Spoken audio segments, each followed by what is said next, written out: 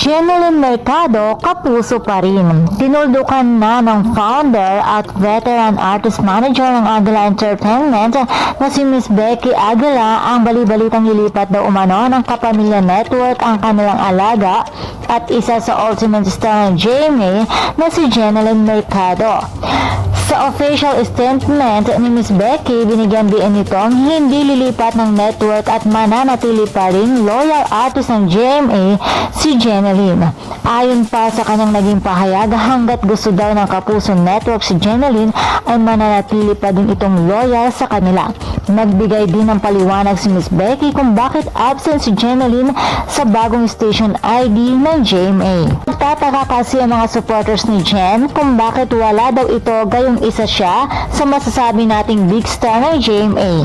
Ayon naman kay Miss Becky, wala daw ang actress sa station ID dahil hindi daw available si Jeneline nung araw na gagawin ang station ID ng Kapuso Network. Nilinaw din itong inimbitahan si Jen na kung saan ay na-appreciate nila ang imbitasyon na iyon. Samantala, wag na mag-alala mga fans and supporters ng actress dahil madami pa siyang upcoming shows sa GMA na dapat nating abangan. And for more showbiz update, please don't forget to like, share, and subscribe my channel. Thank you for watching.